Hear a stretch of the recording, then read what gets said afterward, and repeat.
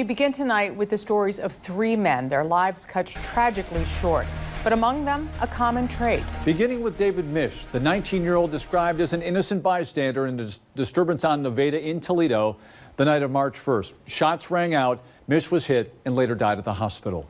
Less than 24 hours later on March 2nd, in the middle of the day, Javon Porter was gunned down while driving. He was shot at least once.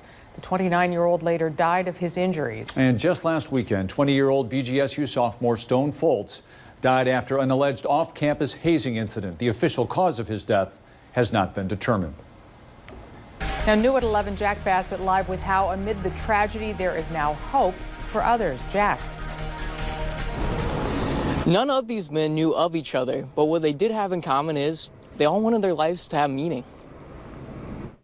19-year-old David Mish, 28-year-old Javon Porter, 20-year-old Stone Foltz, all passing away recently in separate tragedies, but all three men connected by being organ donors. These families are incredible. You know, it's a horrible tragedy that's happened. They've lost a loved one, and somehow they're looking beyond their own grief. They're thinking of others, and they want their loved one to live on and literally save lives through organ donation. David, Javon, and Stone's legacy living on. Staff with Life Connection of Ohio work side by side with families in the most difficult times of their lives. So one person has the power to save 8 lives through organ donation and enhance the lives of 125 more through tissue donation. So I really cannot think of a better life-saving legacy that can be left than registering as an organ, eye, and tissue donor.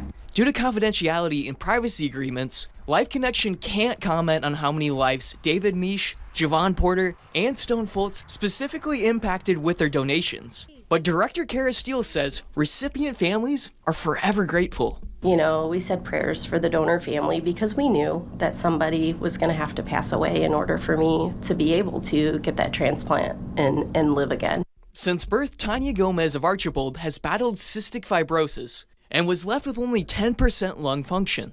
Doctors told her she would not survive without a double lung transplant.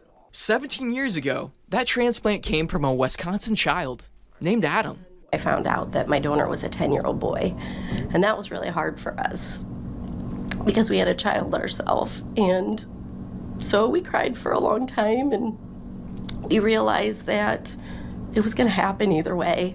With each breath Tanya takes, she says she thinks of Adam and other organ donors who give people a second chance at life. They gave me something that I can't thank them enough for. I mean, I just can't. And staff with Life Connection stress just how easy and important it is to become an organ donor. You can do so by going to the DMV and changing your status on your driver's license, or you can go to their website, which we have a link to on our website, to become an organ donor. Reporting live, Jack Bassett, 13 ABC, Action News.